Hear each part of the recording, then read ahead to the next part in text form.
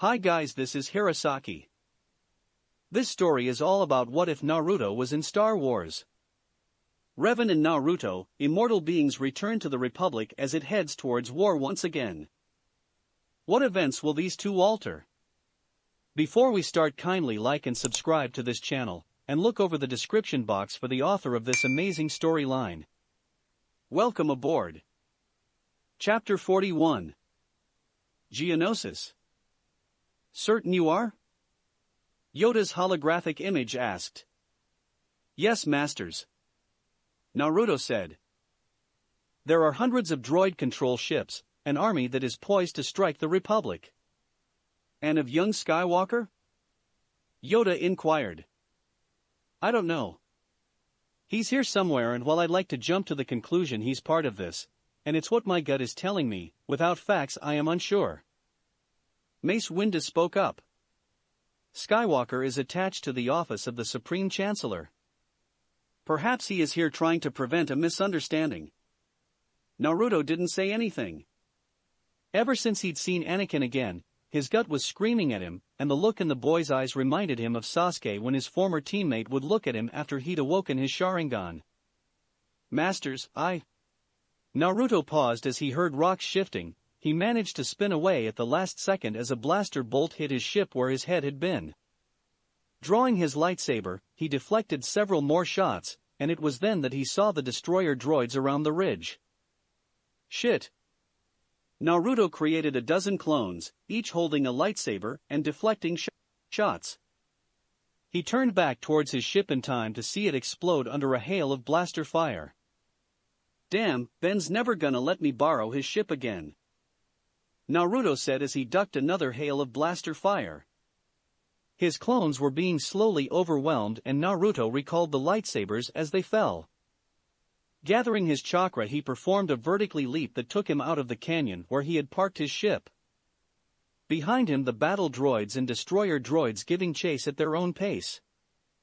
I hope Revan and the others are safe, he thought, ducking as another blaster shot came very close. Coruscant, Jedi Temple. Disturbed of what we just witnessed I am, Yoda said after the transmission had been cut off, and they'd caught a glimpse of a battle droid.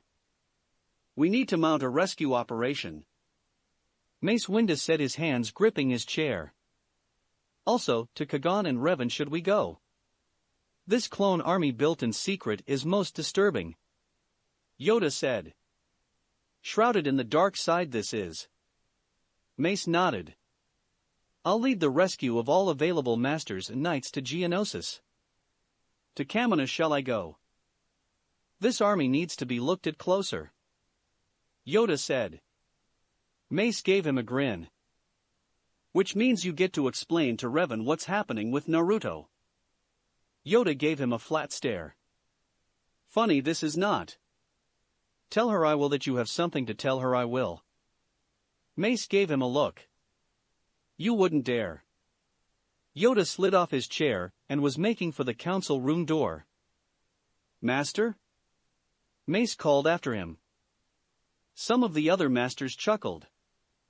That's cold, Mace said as he went to gather all available knights and masters for his mission. I do not envy anyone that delivers that message, one of the masters said. My question, who impersonated Master Cedo Dias to get these clones? The remaining masters looked concerned with this even more than the current crisis on Kamino and Geonosis. Kamino, Tipoca City Clone Center Barracks. Revan looked down at the clones. Kagan had sent a coded report to the council, but her eyes were on the face she knew, older, more worn, but it was a face she wouldn't forget. Canderous? She whispered.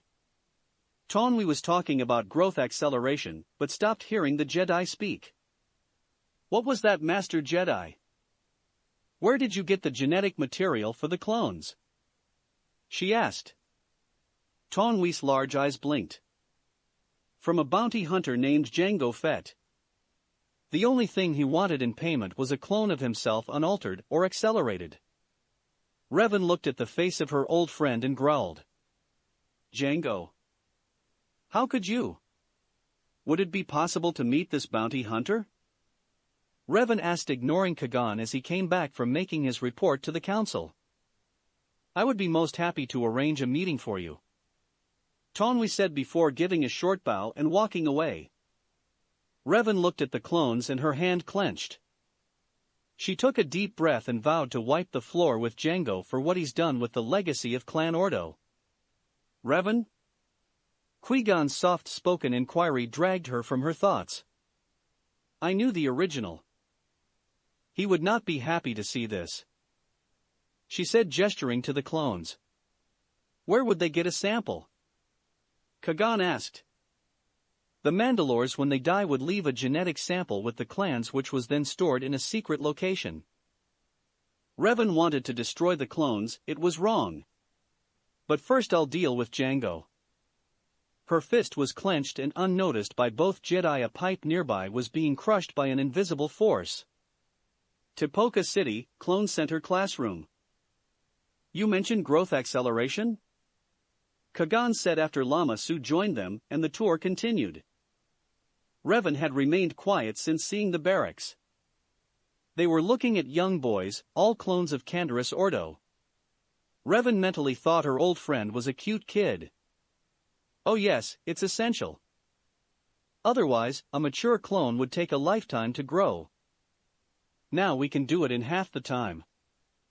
Those items you saw on the parade ground in your earlier tour were started 10 years ago, when Sifo-Dyas first placed the order, and as you can see they're already mature.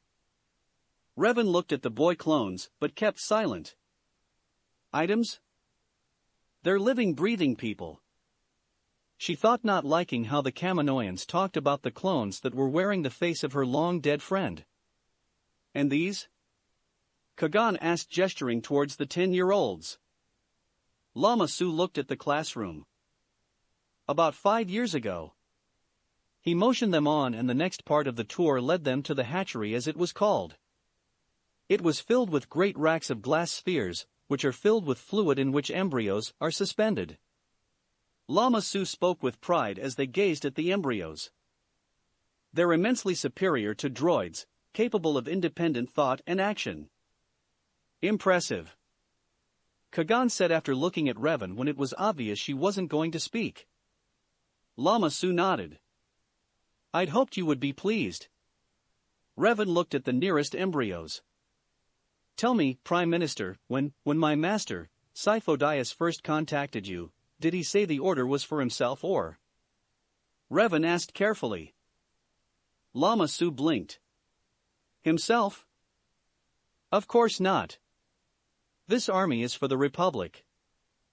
Revan and Kagan both blinks. The Republic? Kagan asks for clarification. We are also very much against this Count Dooku and his secessionist movement. We are proud to be of help to the Republic. Lama Su said proudly. The pair of Jedi felt something cold grip them at this. Tipoca City, apartments. Tonwi had rejoined them as their escort and shows Kagan and Revan to their room. I have arranged for you to meet Django Fett in the morning. Sleep well. Tonwi informs them before leaving, the door sliding shut behind him. Kagan looks around, satisfied when the Force doesn't discover any listening devices. Revan? She shook her head. Something's wrong, I can't feel Naruto suddenly. She looked at Kagan. What did the council say? Rakatan World, Len. Anko, get back here this instant. Obi-Wan Kenobi looked up the beach to see Anko and Haku rushing out of the ship and shook his head. What have they done now? He thought, then mentally smacked himself for setting himself up for whatever answer the Force gave him. Padme came out of the ship next, and the Jedi Knight felt his skin grow warm as her long pale legs ate up the distance between her and the children of Revan and Naruto. Obi-Wan took a moment to study the senator from Naboo, something he'd been doing more and more. The wrap-around skirt she wore along with the simple top showed Obi-Wan Kenobi a lot of tantalizing, and in his mind, forbidden flesh. The laughter of the Namikaze children reached him, and he realized they were holding some sort of hollow projector. You two give me that this instant. Padme said, and Obi-Wan shook his head as the twins played keep away, tossing the handheld recorder/projector just out of the senator's reach. Too late, he realized their game was heading towards him, and he was unable to move as Padme leapt to grab the object out of the air and crashed into him, taking them both down to the sand, Padme atop of Obi-Wan. Haku and Anko giggled, and then she pushed a button on the recorder, and the image of Padme appeared, and Obi-Wan realized it was her personal journal. Another day on Len, and this planet is a virtual untouched paradise. Padme's recorded image spoke. He felt Padme go absolutely still, and as he gazed at her he saw a blush on her cheeks form. And another day looking at the man that I have wanted for 10 years, but duty, his and mine, have gotten in the way. I see him and I know a Jedi is forbidden from love, or that's what I used to believe. Revan and Naruto have shown that to be a farce. Padme had her eyes closed when the recording started, but slowly opened her eyes to see Obi-Wan wasn't looking at the recording, he was staring at her, and there was something in his eyes that captured her own. Obi-Wan. She whispered his name, and while the recording continued to play unnoticed now, as Jedi Knight Obi-Wan Kenobi had leaned in and kissed Senator Padme Amidala. Several yards away, Haku and Anko smacked hands. Mission accomplished. Anko said with a grin. Not yet. Haku said. But it's a start. Both twins turned to see Kushina with a grin. Here's what we're going to do next. The three Namikaze children huddled, and every so often a giggle could be heard. If Obi-Wan and Padme were paying attention they would shudder, but the pair were lost in the sensations of kissing one another. A rancor could have walked up, and they wouldn't have noticed. Back at the ship, -47 Hong Kong dollars watched it all. Statement: terrified emotion should be activated. Young mistresses are causing havoc. Inquiry: uncertain if this unit should be pleased or scared. On the horizon the sun was setting, and the nocturnal life of Len was waking. Chapter 42. Rockaton World, Len. Obi-Wan, where are the girls? Padme asked as she entered the ship's main hold. The Jedi Knight who had been meditating cracked his eyes open. I thought they were with you. That's what they told me before I started my meditation. Padme looked alarmed. How long ago did they say this? Obi-Wan stood and checked a console. Half an hour. Obi-Wan nearly laughed hearing the usually proper senators swear like some of the spacers he'd run into with Naruto. Searching with the Force, he frowned. They aren't on the beach. Padme stamped her foot and headed for the weapons locker. Opening it, she gasped at the array of weapons gathered there. Why are there? Statement: Master does not believe in overkill. Joyous statement: there is only open fire reload. The Jedi and the Senator looked at the droid who had managed to sneak up on them. HK, arm yourself. We've got to find the girls. Obi-Wan said. Glorious explanation. I get to kill things. Only if the girls are threatened. The Jedi said, hoping to cut back on the mass destruction the droid could and most likely unleash on the surrounding life and vegetation. He was about to tell Padme to stay with the ship, but she had already holstered a blaster and powered up an assault rifle with a shoulder stray slung over her head and shoulder. Let's go, she said, and Obi-Wan was wondering if Naruto was having more luck. Geonosis. Naruto awoke feeling weightless, and he soon found out why as he was in an electronic cage in which he was suspended. His arms were bound in energy bracers, and he felt a collar around his neck. Ah, Namikaze, it's nice of you to join us. Naruto was turned in his cage and found himself looking at Ser Dooku, who looked like he did when he left the temple. It was the second cage behind him that surprised Naruto. Anakin? He said towards the unconscious 19-year-old. Yes, the Supreme Chancellor's negotiator failed, and the Geonosians weren't impressed with his offer. Dooku said, his hands at his side. Why are you here, Ser? You were last reported to be on Sereno. Naruto said, looking at the former Jedi Master. Dooku gave a helpless shrug. I was asked to come here and help smooth things over. Liar. Naruto thought. It seems like you're not doing that good of a job either. Why aren't you in one of these cages? Dooku gave a chuckle. I was asked here by the Genosian leaders, whereas you and young Skywalker arrived without consent. Naruto continued to spin in his cage, but Dooku walked with him, staying in his line of sight. I am delighted to see you again, Naruto. Sir Dooku said. How are your children? The last time I saw them they were a virtual maelstrom in the Force. Naruto narrowed his eyes. He never liked the attention Dooku paid to his children. They are safe, he said. Dooku cocked an eyebrow as if he expected more. And Revan? Naruto heard the hitch in the man's voice. Gallivanting to all corners of the galaxy, righting wrongs, slaying bad guys. Dooku looked at him. I heard you've been quite successful yourself. You've come a long way since you were brought from your homeworld. Where is it again? Uranus. Naruto said, deadpanned. Dooku shook his head. Tell me, Dooku, why are you betraying the Republic? You were a Jedi. Dooku scowled. It is not betraying something that is corrupt and dying. Yeah, who? Yet you and your Geontian friends locked up the representative from the Supreme Chancellor. Dooku gave him a look. The Chancellor means well, but he is incompetent.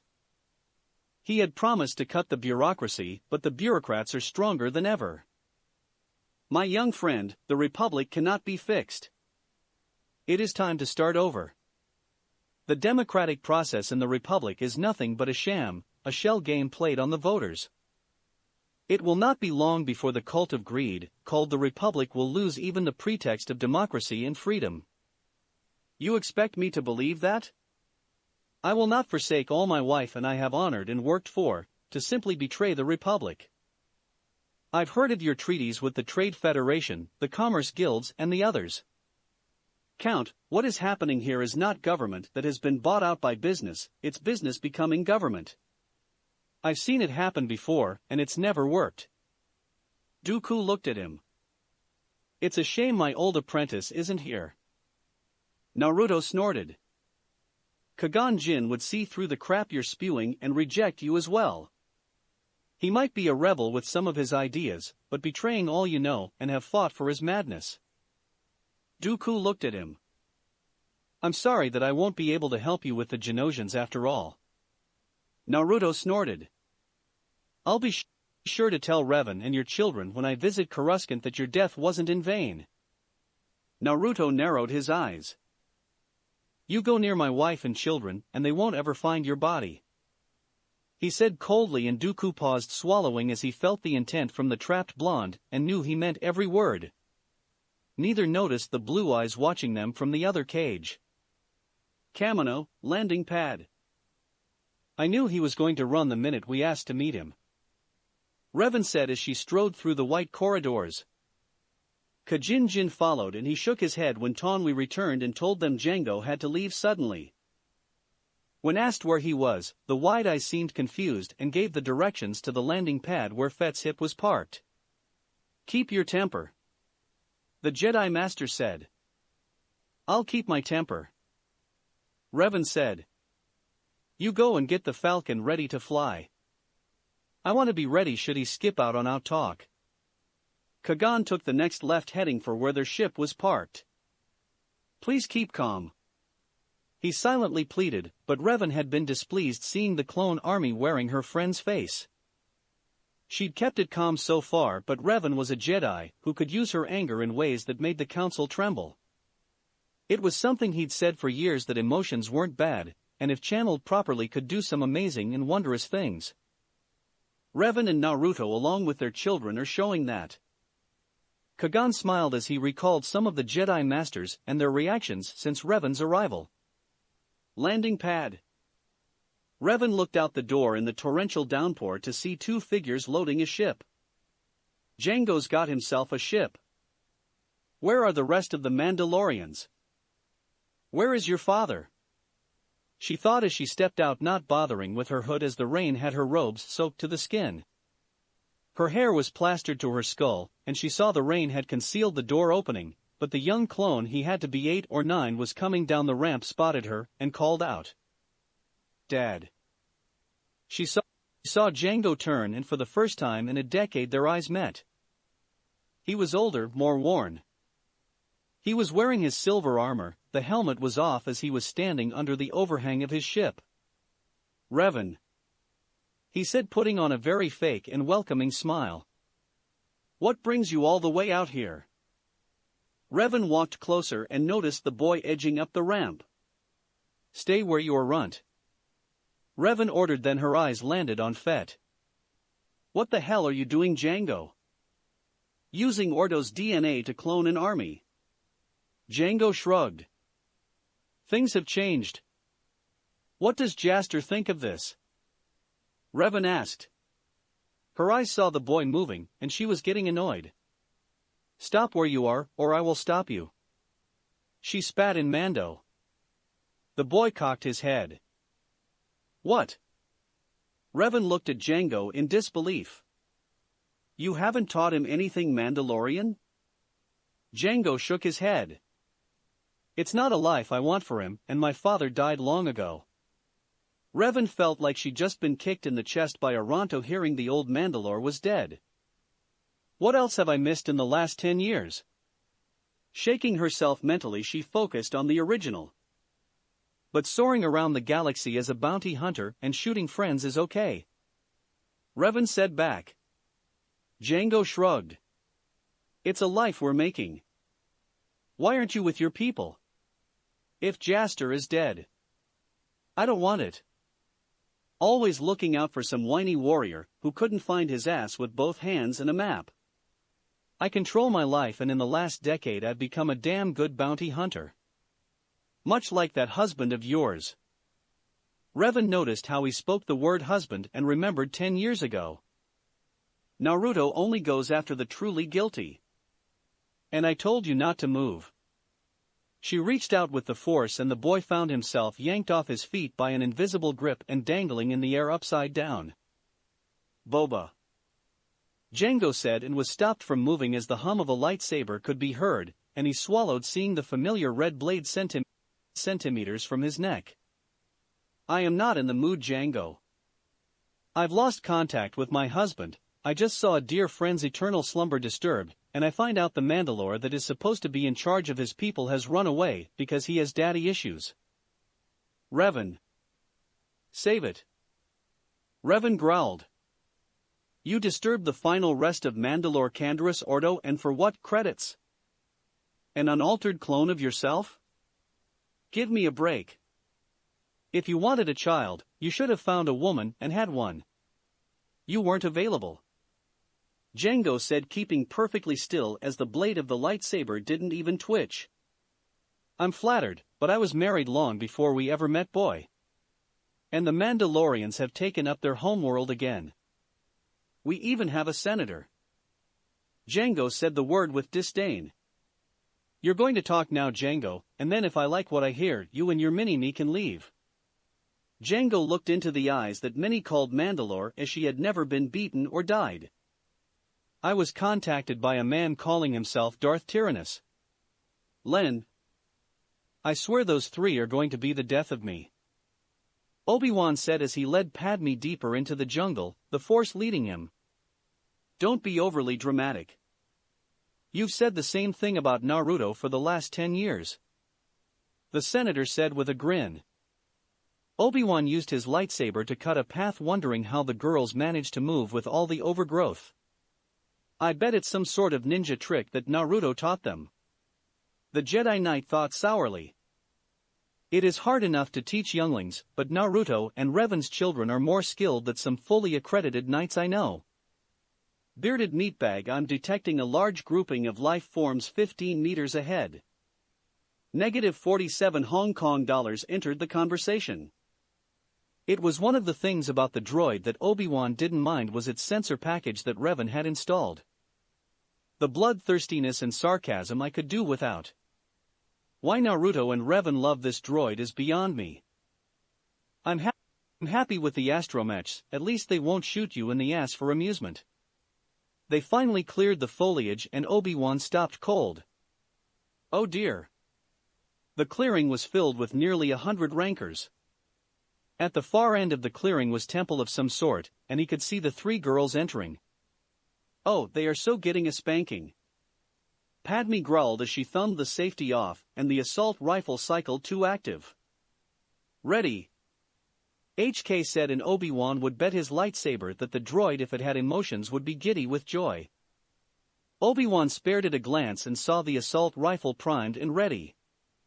Before he could say anything, one of the bull rankers roared as it spotted them and began lumbering across the space between them and the temple. Others took up its roar and soon a stampede was heading for him. Using a curse he heard Naruto use numerous times, he had to admit it sounded appropriate. Fuck me. Chapter 43. Landing Pad, Kamino. Revan watched as Yoda had the clones loaded. Right thing you did, the aged master said as he looked at her. I let Fett and his clone leave. It doesn't feel right, Revan said. Yoda made a hum sound as he too watched the clones. Any word on Naruto? Revan asked. Blocked your bond is? Yoda asked, his face becoming thoughtful. He's alive, I know that much, Revan said, not happy. What of Obi-Wan, the senator, and the children? Kagan asked. Well hidden they are. Wherever Revan sent them, safe they are, I assume, Yoda said, looking at the Solarian Jedi whose gaze was unfocused as she tried once more to connect with her husband. Len. I'm telling Mom. Obi-Wan looked at Kushin and Namikaze with wide eyes. What? The Jedi Knight asked, looking at the youngest of the Namikaze children with a hint of betrayal. Behind him Padme was scolding Anko and Haku while HK was busy destroying the ranker remains.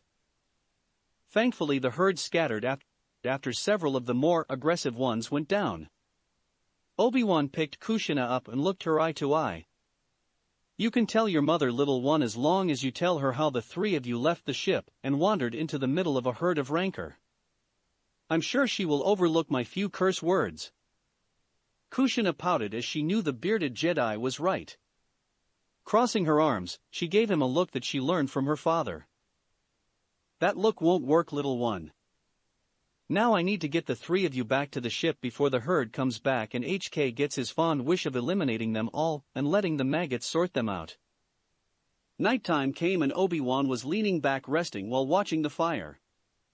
The sounds of the jungle had calmed down and the sound of the waves lapping the shore made it feel like a paradise. Hearing footsteps in the sand, he didn't turn as he sensed Padme, and he felt her hand before she climbed over the log and sank down to sit next to him. Finally asleep? He asked. That or they're really good at faking it, Padme said. HK is standing guard with orders to stun them. Obi-Wan saw the smile and knew she was joking on the last part. Well, we can truthfully say it's never dull around those 3. And he saw her smile at that. They are a handful. It makes me wonder what Master Revan and Naruto were like as children, the former queen said. From what Naruto's told me, he was a lot more wild and pulled pranks on his whole village. And those 3 are terrors to the temple. I pity their master, Padme said. Thank you. She looked at him with a questioning look. Naruto's convinced that I'll take the twins, but Revan has hinted that I will only get 1. I'll find out which is right, Obi-Wan said softly. Truthfully, I hope that I get 1, as the twins have run me ragged for years already. As my Padawans, they might just be the end of me.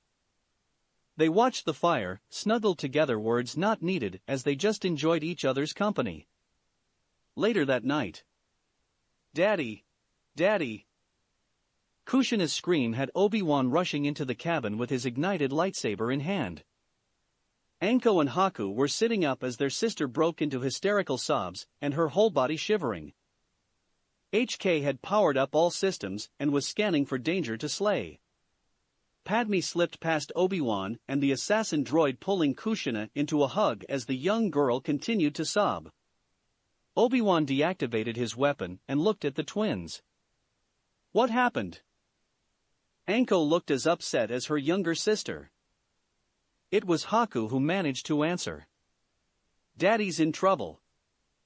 We saw him in an arena fighting monsters and winged bug people. He was shot in the back when we all woke up. I think Kushina's terror pulled us all out of the vision. Obi-Wan looked at Padme. I'll call the temple. Padme held the young girl, who continued sobbing and was shaking her words repeated over and over, not daddy. Padme looked as Anko and Haku shared a look. What? If you two have an idea, share it. Even if the temple knows, they won't get to him in time. Haku said. However, we could, but... Here Anko paused. But what? Padme demanded. Here Anko got a look that Padme had seen on the girl's mother when she was deadly serious. Master Kenobi won't approve. Padme raised a brow. What are you suggesting? Haku and Anko shared a look. You might not like it. Haku finally said. Padme could feel Kushina's sobs slow. She had grown fond of Naruto, and if there was anything she could do to help someone who was a friend, she'd do it. Whatever it is, do it. She said in the tone she had used when she had been Queen of Naboo. The twins exchanged looks. Kushina, you know what to do. Anko said, and she rushed down the hall. Padme watched as Haku headed towards the aft. Kushina was pulling out of her arms when Padme grabbed her. Where are you going? To get the ship started. Kushina said, wiping tears from her face with the sleeve of her nightshirt. And the others? Padme had a feeling when she heard Obi-Wan's yell of surprise. Anko went to lock up Master Kenobi. Haku went to secure everything for takeoff. Padme followed the young girl, and they passed the communications room where Anko was leaning against the door, the controls sparking with the kunai sticking out of it. Kushina entered the cockpit and pointed at several switches out of her reach. Padme flicked them on and watched as the youngest of her friend's children was activating controls. Would you inform HK that he's going to have to secure himself, please? Padme wondered why she had no problems taking orders, but shrugged it off and went to do as asked. In less than 2 minutes the Gamma Rasengan lifted off from the Rockaton world of Len. After clearing orbit the ship leapt into lightspeed. Geonosis. I spy with my little eye something that... Will you shut up? Naruto smirked at Anakin. Just passing the time. Pass it in silence then. Anakin growled. Nope. We could talk. Naruto offered. And what would we have to talk about? The chip on your shoulder perhaps, or the Hutt sail barge that's taken up space in your ass. Anakin glared. I'd rather kiss a Wookiee. Naruto smirked. That can be arranged. They like me on Ka. Naruto stopped talking as the cell door opened as several Genosians along with battle droids entered the cell. Finally, an armored figure entered with hands resting on pistols. Ah, Django. Was wondering what rock you'd crawl out from. The helmet head stared at him. Namikaze. Came the growled voice. Your wife sends her regards. Naruto stared at him. If you harmed her in any way I will kill you, Fett. Anakin and Naruto were dragged out of the cell with the Genosians using pikes to shove them along. Fett fell into step with Naruto. She's fine. We talked and she let me go. Naruto remained quiet as he was pushed down the corridor and into an arena that was filling up with Genosians. There were posts in the center and Naruto knew he wasn't going to like this. As he was chained to the one in the middle, his arms over his head, he scanned the arena and spotted a familiar silver and blue dome of R2-D2. He shook his head, and the astromech droid pulled back into the shadows. He was glad the little droid had survived the destruction of the starfighter. You know, when my day started with the Chancellor asking me to come and negotiate with the Separatists, this wasn't even on my mind. Anakin said as he too was strung up, cutting into Naruto's thoughts. Well, at least you're not alone. Naruto said. Come on, there's got to be a way out of this. The blonde thought. In his mind he was going through several strategies, most of them worked, but Anakin wouldn't survive, and that he couldn't allow as he did the younger man. Looks like we're not alone. Anakin said, drawing Naruto's attention to the doors opening again. His eyes found the face of his friend. Obi-Wan? What the hell are you doing here? Obi-Wan Kenobi staggered as the battle droid gave him a shove. Oh, came to rescue you. And how is that working out for you? Anakin snarked. Everything's going to plan. I have them right where they want me. Obi-Wan said as he had his arms secured over his head. Your plan needs work then. Anakin said with a flat tone. Tell me that you left my girls and the senator safe. Naruto said. Of course I did. Obi-Wan said. But you know how well they listen. Naruto growled as the Geonosians began blaring horns, and he spotted Count Dooku, a pair of Neimoidians, and the silver armor of Jango Fett. It was then that the gates opened and he saw tonight's entertainment being let into the arena. Oh, look, they sprung for the zoo package, how nice. A giant bug, a pissed-off cat and a horned beast, and you think this is nice?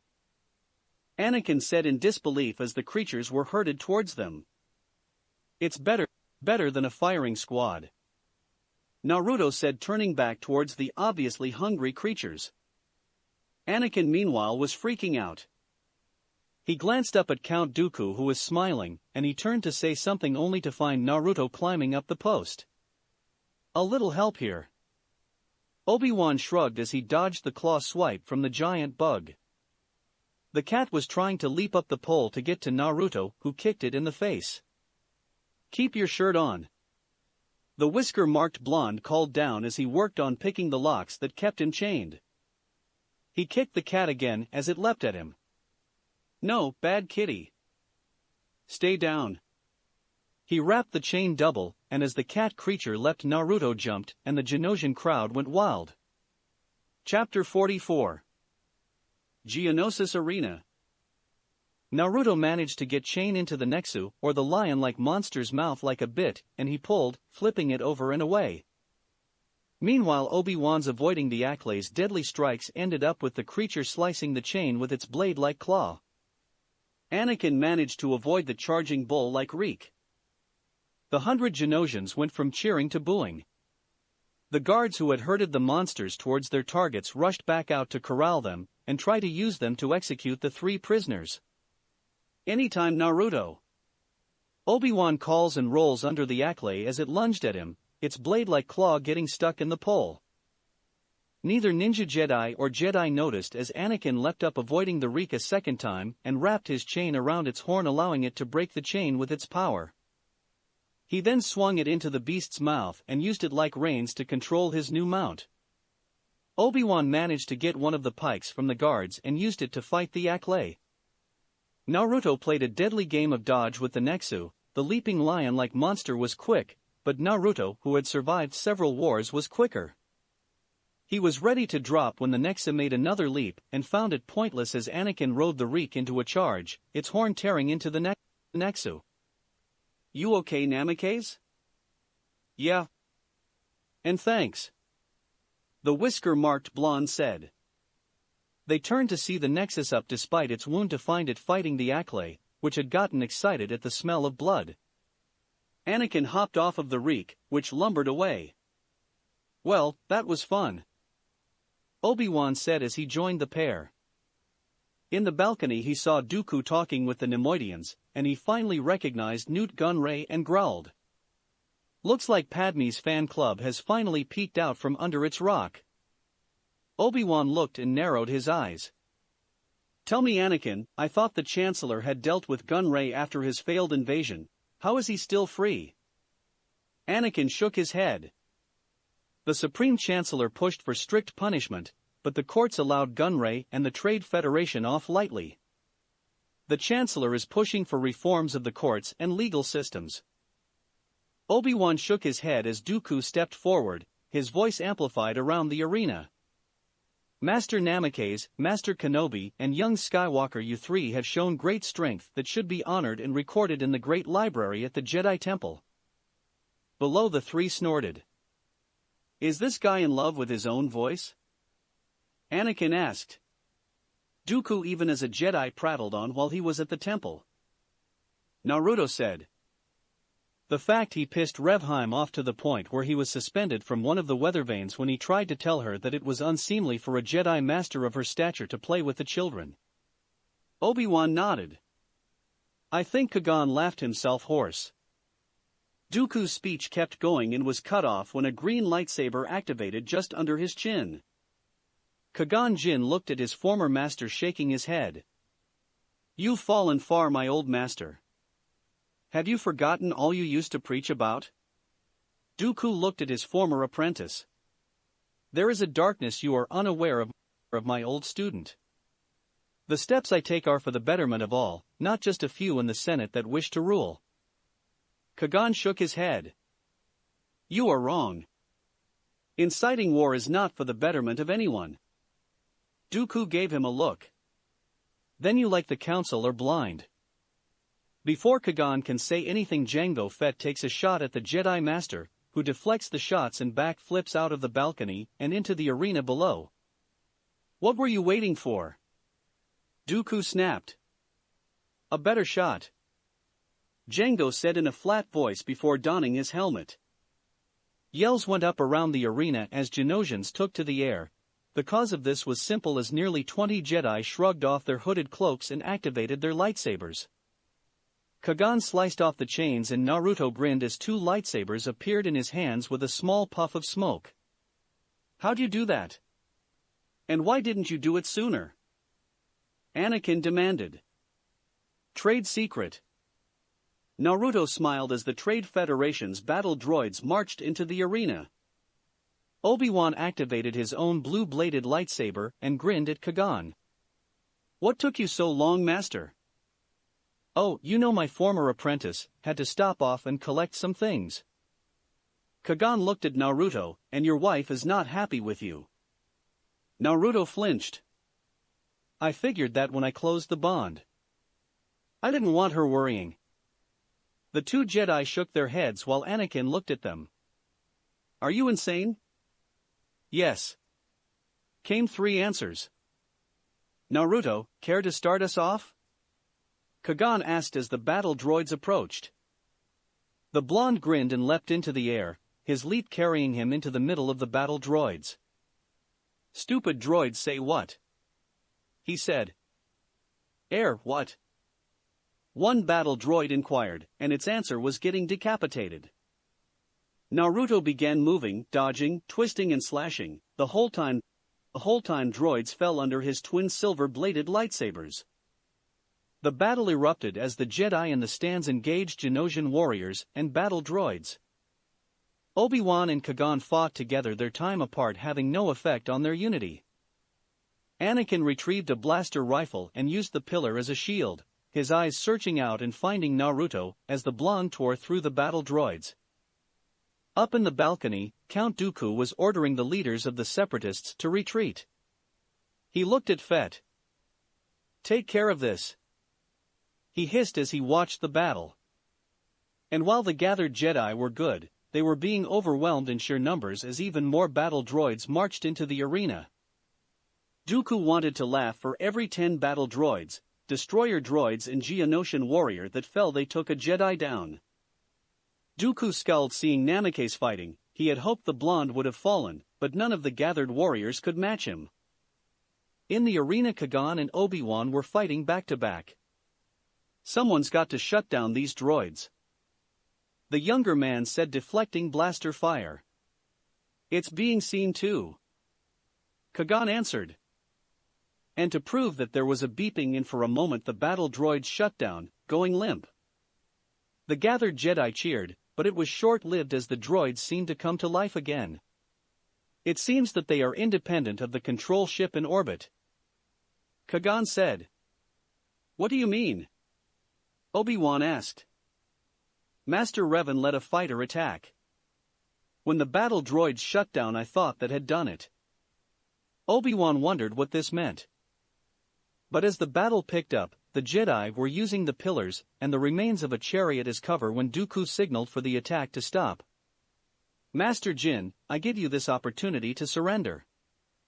There is no shame in being defeated by a greater opponent. We will not surrender to you, my former master.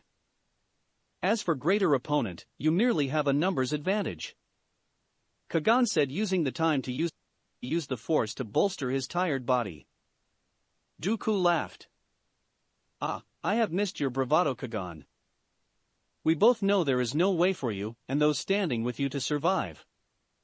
I notice you're way up there, Dooku. Naruto cut in. But that's your style, you talk the talk, but when it comes time to put up or shut up you're far from the center. I wasn't talking to you, Namikaze. What Revan sees in a backwater barbarian like you only the Force knows. Naruto grinned. Still smarting over the beating she gave you when you tried your little power play to take the children. It must tick you off that not only is she a Jedi Master, but a mother to 3 very Force-strong children. Dooku sneered. At least you will die soon, and then I will take your children and teach them properly. Here several of the surviving Jedi along with Obi-Wan and Kagan laughed. You inhale some bad death sticks or spice lately? Naruto said after chuckling. Because that was a very stupid statement. Before Dooku could say something, an explosion rocked the arena, and everyone looked up to see several gunships appear. Naruto smiled seeing Master Yoda as the ships descended and heard the aged master giving orders to white armored troops. Numerous troops leapt from the gunships, their blasters firing before their feet even touched the ground, taking out numerous battle droids. Come. Come. Hurry. Yoda ordered the Jedi. Qui-Gon, Obi-Wan and Anakin boarded one ship while Naruto joined Yoda. You picked up an army? The blonde asked, blocking several blaster shots. Revan did. Yoda said as the ship lifted off. Where is she? I didn't want to reopen the bond if she's in the middle of battle. Naruto said. Leading the starfighters she is. Safe your children and Senator Amidala are. Yoda said. Naruto was quiet as he spotted the droid control ships. Well, that explains why the droids seemed unstoppable in the arena. He spotted one of the gunships take out a control ship and realized it was the ship with Obi-Wan and the others. To the forward command post, take us. Yoda ordered the pilot. He turned to look at Naruto. Needed your skills are. Lead the clones you must. Naruto didn't say anything, but his desire to see his wife and children made him anxious to see them. Space. The droid fighters were being cut to ribbons as the Jedi-led clone starfighters were decimating them.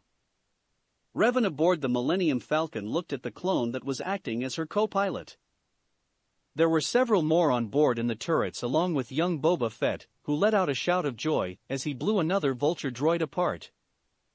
General. One of the clones said from the communications chair.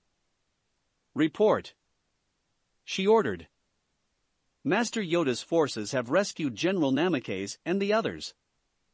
They've taken command of the ground forces. The Canderous clone said. Tell them the ships in orbit already are either destroyed or making their escape. And find out if they need any air support. Roger that. The clone said. Revan piloted the freighter, the clone ships as her wingmen made sure that whatever the Falcon's gun turrets missed they picked up. Naruto, you better survive this, she thought. Geonosis. With me you must come. Yoda said as he broke out of his trance. Aid we must give. To who? If you haven't noticed, the whole area is a war zone, Naruto said. For the past half hour he'd been in the thick of the fighting, watching as clones and battle droids died by the hundreds. To Obi-Wan, and your children go we must. Grave danger I sense. Yoda said. I thought you said they were safe. Safe they were, Yoda said after ordering a ship brought for them. Danger they are now in. Decision to aid Obi-Wan they made. Followed after Dooku they did. Yoda said as they boarded a gunship. Your ship survived, it did not. Naruto growled as the gunship lifted off, leaving Master Windu and others to see to the battle.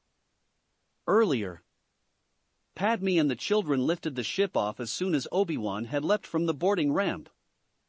Padme took the pilot's seat and allowed Haku to be her co-pilot, while Anko and Kushina were powering up the weapons and defense systems. They'll be fine, Padme said. Obi-Wan and your father have had many adventures over the years. Haku looked at the older woman. But none of us have ever had a vision like this before. Kushina came up and was adjusting the communications, picking up chatter. Mommy, Kushina said as they heard Revan's voice ordering the clone starfighters into attack formation. It seems like the Jedi have arrived, Padme said. Anko hurried in and sat at the weapons console. A few control pushes and the screen lit up. That's a lot of droids, Anko said, losing count of how many red dots filled the screen, many of them grouped together making even bigger dots. A report came in that Master Yoda's group rescued the survivors, and were now joining the ground battle. See, they're okay, Padme said, releasing her breath. But the battle is far from done, Haku said. They heard the chatter from the battle as clones were sending reports to the forward command post. One report caught their attention. Master Kagan and Obi-Wan are chasing Count Dooku and the bounty hunter, Kushina said as she tried to clear up the communications chatter. Haku checked the tactical. We can help. No, we can't. Your mother would kill me if I took you girls into battle, Padme argued. You can tell her we ganged up on you and locked you in the refresher, Anko said. Besides, Daddy gave the OL Gamma a few mods.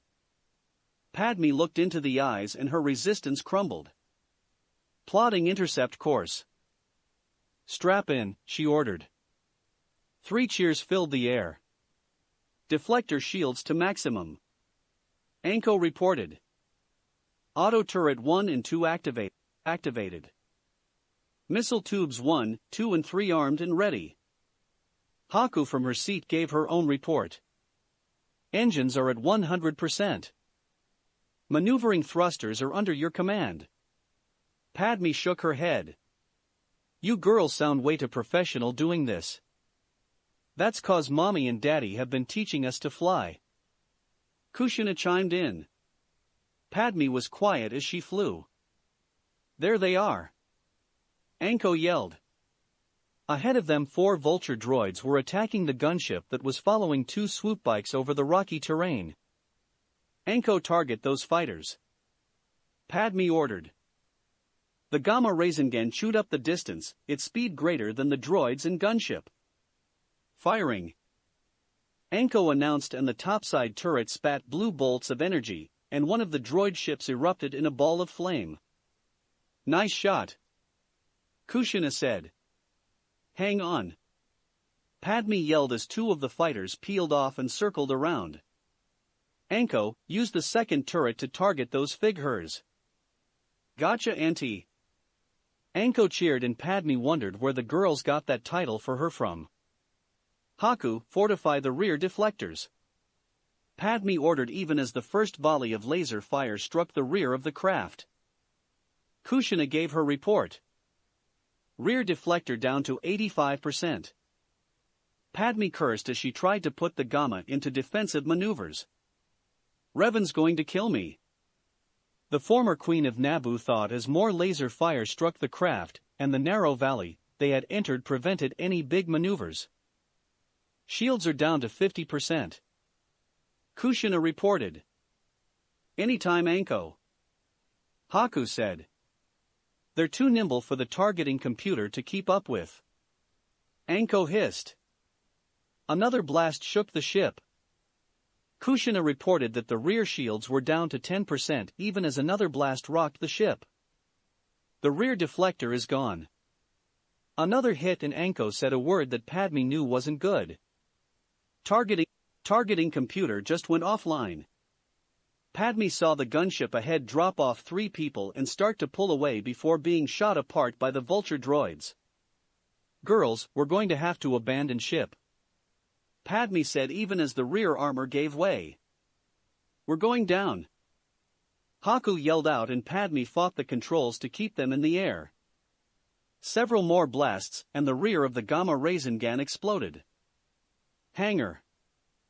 Dooku took a deep breath as he saw his ship and his droid pilot were ready.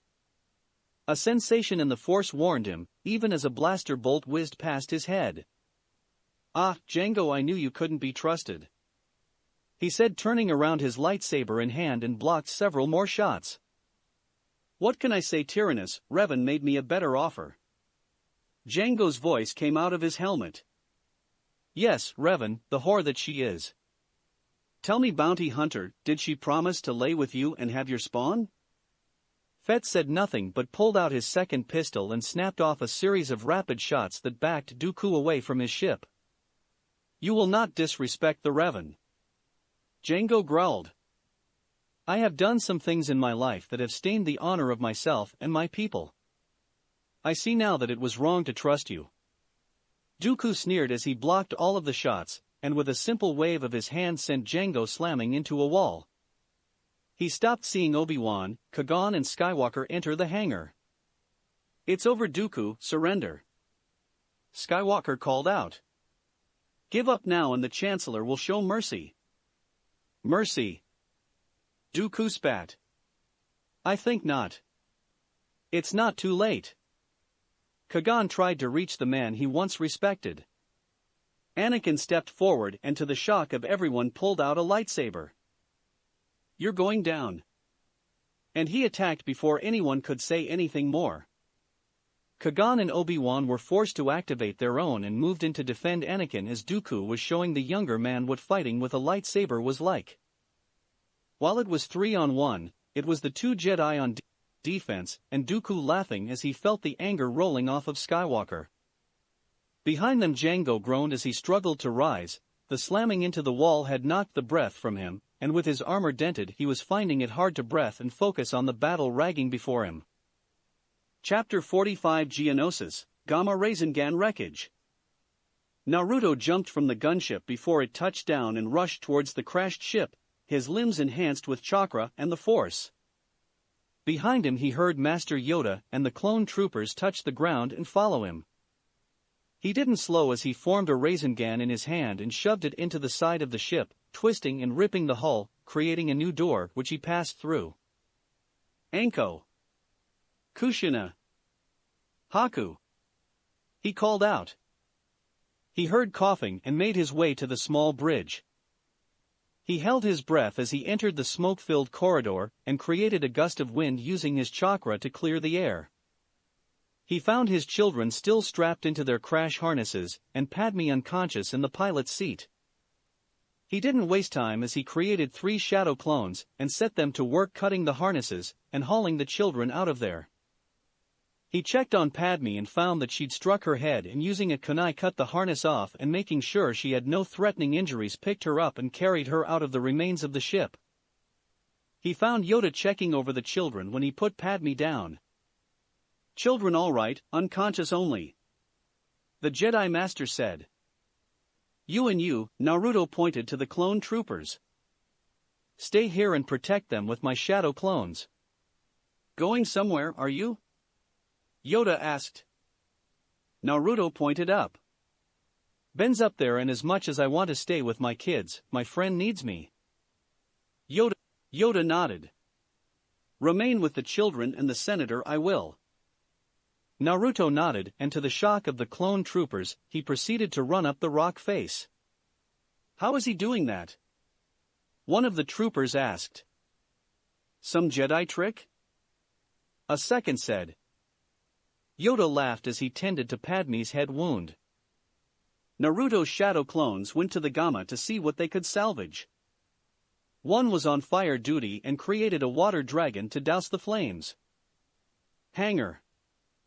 Anakin, retreat. Kagan demanded as he blocked Dooku's attack. Skywalker was like a wild animal, swinging his lightsaber to which Dooku blocked, and sent the young man flying backwards with a force push. Dooku then dueled with Obi-Wan and Kagan, his saber flashed around easily blocking the blue and green lightsabers. You and young Kenobi are a very formidable team. Join me, Kagan. With you by my side we can bring peace to the galaxy, and unveil the lies that keep the good and honest people under the heel of those in power. Qui-Gon's green-bladed lightsaber locked with Dooku's and the former master and student's eyes met over their blades. You are a fool. You are starting a war that no one will win. Dooku sneered and used the force to push Kagan back several feet, but Obi-Wan was there, and he attacked. Dooku chuckled. Good. Good. Feel the anger, young Kenobi. Give in to your hate. Obi-Wan shook his head. You're wrong. It's not hate, it's determination.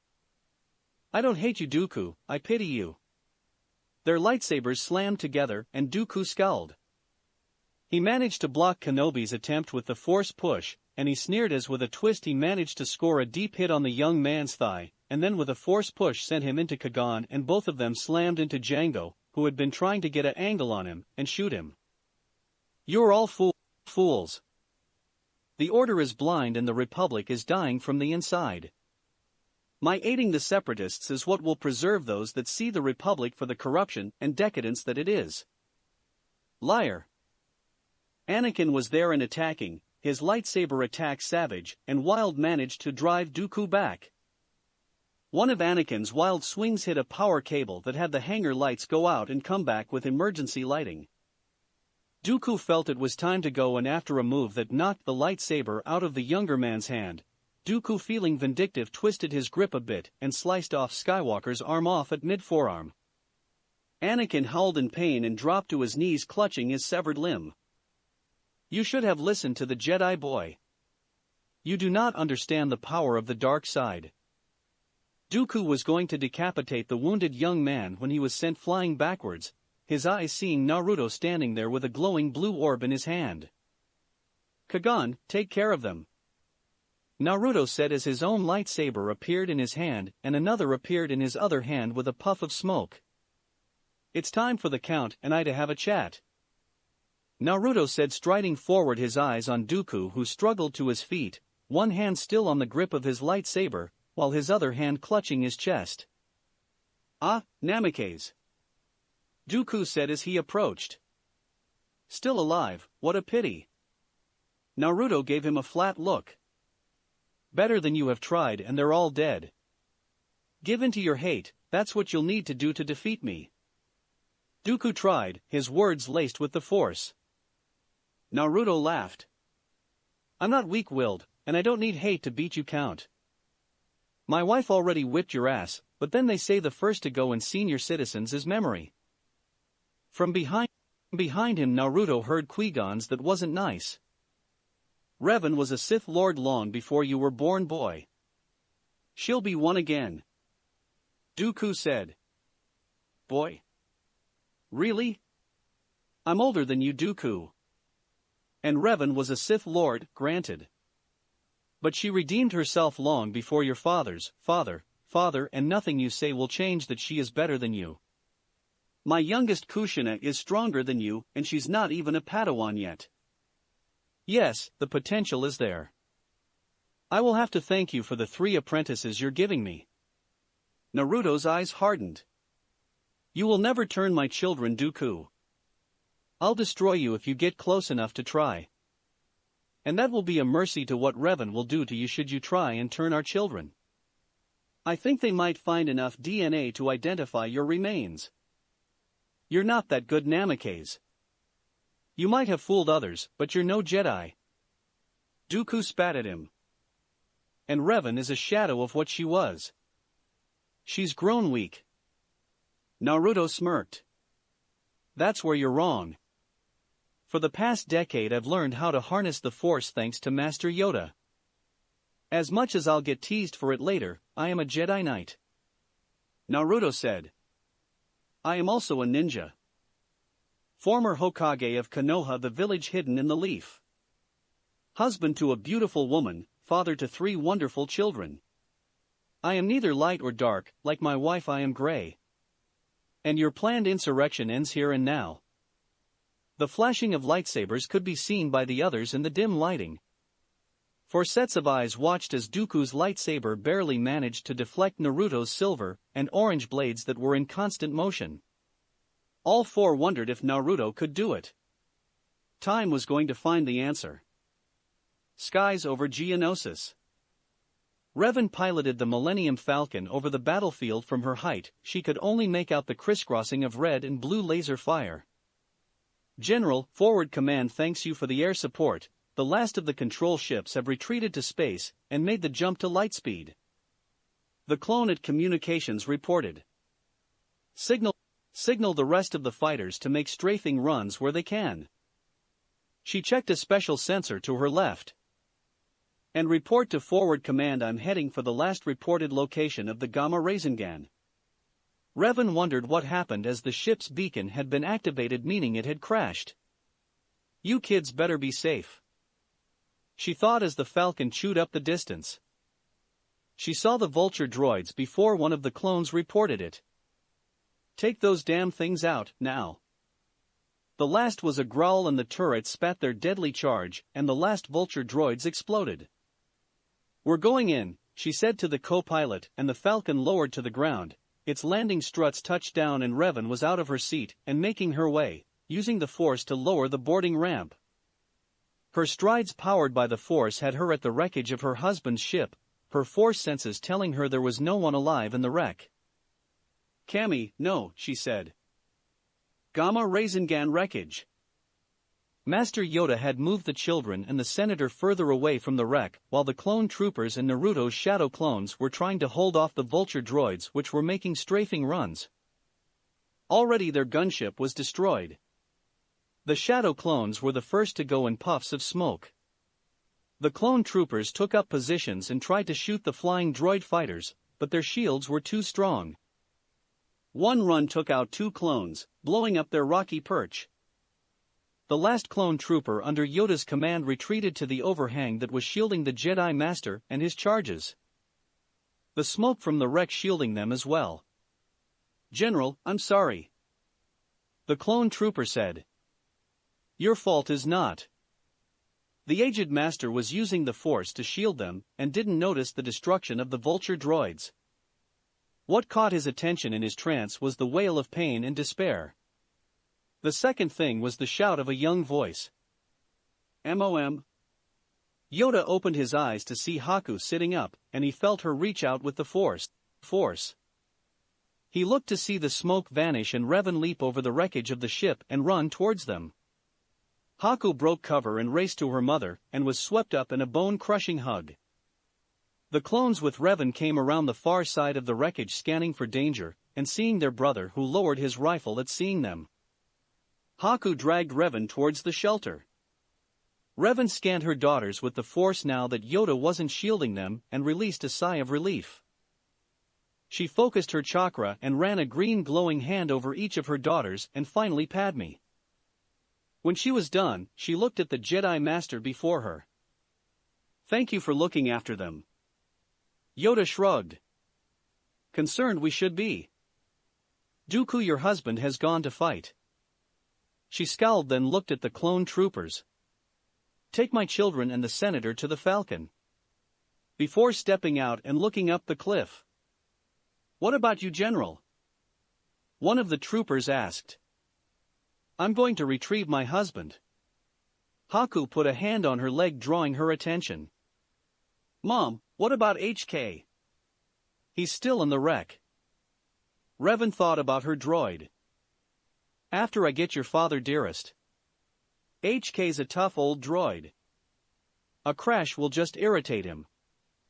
I wouldn't be surprised if he's digging himself out and getting ready to cause chaos and mayhem and retribution. I thought I was chaos and Anko was mayhem? Haku said with her father's grin. Revan chuckled and ruffled her daughter's hair. Oh, you are dear one. My 3 little hellions. Now go with the troopers and stay on the Falcon. We'll talk about you kidnapping the Senator and Obi-Wan to come to a war zone later. How do you know we kidnapped them?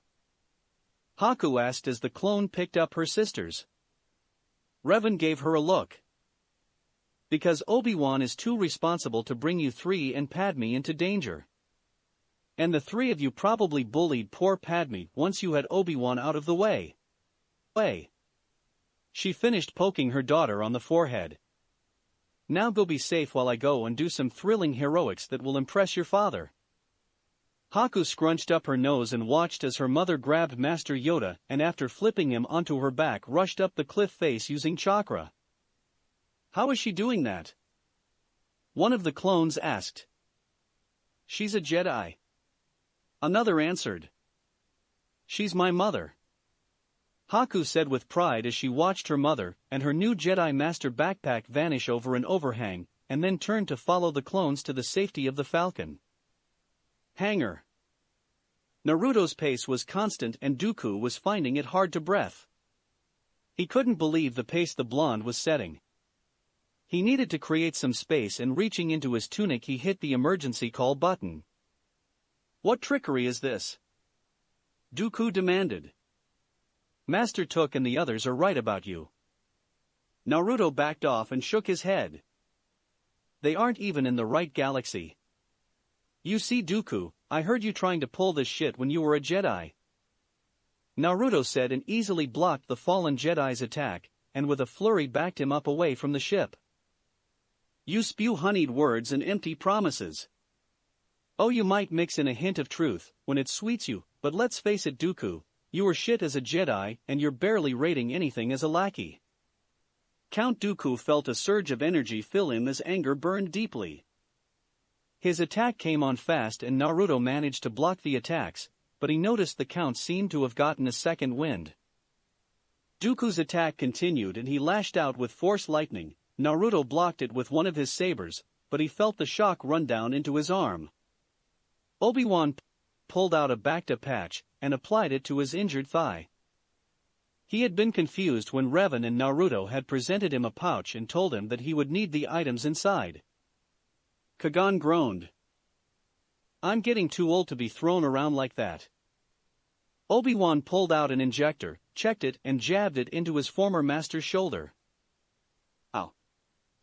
What in blazes? Obi-Wan smiled. It's an adrenal stim. He jabbed another into his master. That's something Naruto called an energy booster. Django was watching the fight. He had to remove his chest plate as it was dented and making breathing difficult. He figured he had a cracked rib. It was then he spotted a figure appear at the back of the hangar, but due to the darkness he couldn't make more than a shape out. Namikaze. Behind you. He yelled and Naruto avoided the laser blast to the back as he spun away, putting the ship between him and the new entrant. Dooku used the time to gather himself. He looked sensing a very familiar presence. Ah, Master Yoda and Revan. Dooku sneered her name. Naruto spared a glance and saw his wife lower the aged master to his feet before she moved to the side, not taking her eyes off of Dooku. Geonosis, Gamma Rasengan wreckage. The sound of twisting metal filled the air. Sadly, it went unheard by those in the Falcon. In the depths a pair of red eyes flashed, and the sound of more twisted metal was heard. Soon a figure crawled out of the ship and -47 Hong Kong dollars stepped onto the surface of the planet. He allowed his sensors to reboot. Statement: It seems like the young mistresses have ruined the master's ship. Shocking statement: I am not going to be blamed for this one. He took 3 steps when out of the smoke a blue ion blast slammed into him, and he was forcibly shut down as his systems were still offline from the crash. he hadn't known he wasn't alone, and most of defensive programs had yet to reboot. A figure stepped out of the smoke wearing a wide-brimmed hat. The face was in shadow, but two blood-red eyes gleamed with malice. "Quick, grab the droid." The figure ordered, and two short creatures with pig-like snouts and white stringy hair went to work. The figure pressed a button on a forearm gauntlet before turning and vanishing back into the smoke. "Hanger." Dooku's wrist gauntlet chirped.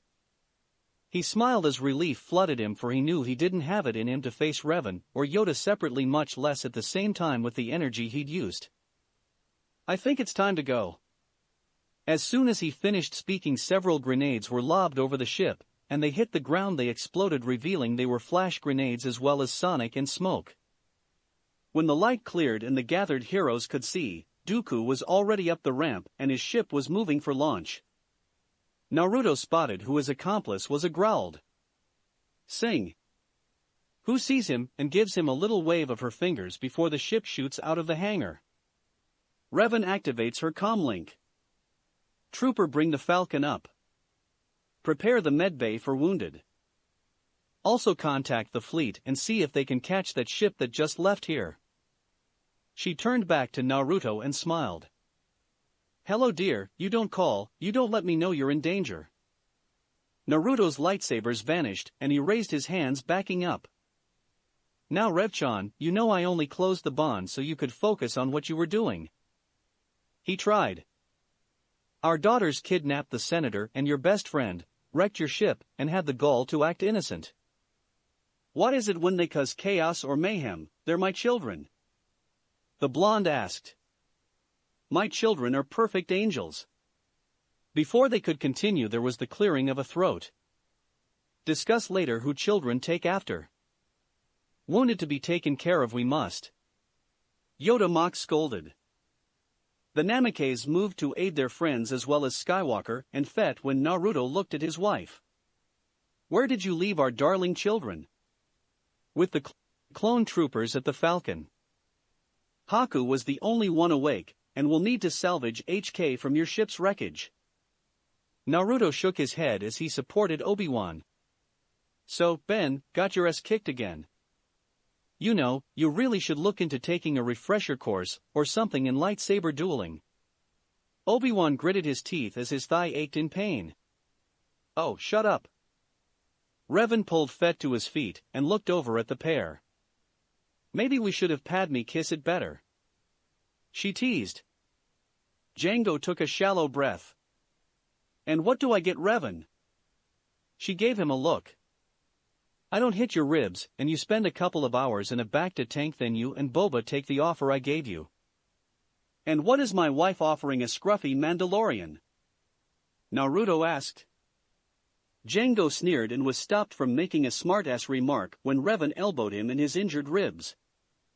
"I offered him a chance to raise his son properly and a secure job," Revan said as clone troopers rushed in and followed Kagan as he supported Anakin, who seemed to have fallen into shock.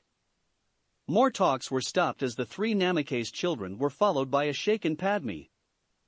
The children went to their parents and Padme replaced Naruto supporting Obi-Wan. Naruto put an arm around Revan after the clone troopers took Jango, and their children surrounded them, talking rapidly all at once about their adventure. "You won't ruin my family, Dooku," he thought, looking around. One of the clones was listening on a radio next to Yoda. "General, the resistance has ended. All battle droids are deactivated." "What are your orders?" "The aged Jedi Master size. Coruscant, hidden location. Dooku leaves his ship not looking at the bounty hunter or his droid pilot. He strides across the hidden hangar to a black cloaked figure hidden in shadow. "Welcome home, Lord Tyrannus." The figure's raspy voice washes over the dark Jedi and makes him shudder. "You have done well." Dooku bowed his head. "The Force is with us, my master. I bring good news. The war has begun." Dooku hesitates. "Lord Sidious, the Namikaze." Sidious chuckles. "Everything is going as planned. The children of Revan will eventually come to the dark side. Coruscant, Jedi Temple, Council Chamber. Mace Windu, Qui-Gon Jinn and Master Yoda sat discussing the recent battle. And where is young Kenobi? Mace asked the two other masters. Obi-Wan along with the Namakays are escorting the senator home to Naboo. Qui-Gon said. And if I am right, my former Padawan is likely getting married if the looks between him and the senator were anything to go by. Qui-Gon said with a chuckle. And we're to allow this? Mace asked. Isn't it against the code? Change things must. Yoda said. Revan has spoken that life is about changes. Stagnate and die those that do not. Mace seemed disturbed. He tolerated Revan and Naruto, as they were from different time and different worlds. But the changes they brought made the master nervous. I'll need to mediate on that, he muttered to himself. They looked out one of the windows as the sun set on the horizon. I must admit, without those clones victory wouldn't have been ours. Qui-Gon said. Victory? Yoda said looking at him from his hover pad. Victory you say? He looked around the chamber and his message was clear as several of the masters were wounded during the battle and were receiving medical attention. Not victory, defeat it was, begun this Clone Wars has. Yoda intoned and the ominous feeling filled the three masters. Naboo, Lake Retreat. Naruto held Revan as they watched Obi-Wan and Padme standing before a holy man. The three Namakay's children were standing quietly and smiling as the pair exchanged vows. As the couple kissed, and the three girls swarmed them cheering, Naruto spoke to his wife quietly. This is a reason to fight for. Naruto said and felt his wife's agreement through the bond. We can give them a few days before we need to head back to Coruscant. Revan said watching as the newly married couple stood taking pictures with the aid of R2. I can't believe we couldn't find HK. She said. He might have wandered off. You said he's done that before. He'll turn up. Naruto said, kissing his wife's temple as she leaned against him. She sighed. You're worried about Skywalker. Naruto nodded. There is far too much anger in that boy, and I think it's a mistake letting him return to the Chancellor. He needs training. Revan had to agree with her husband. I'll talk with Yoda.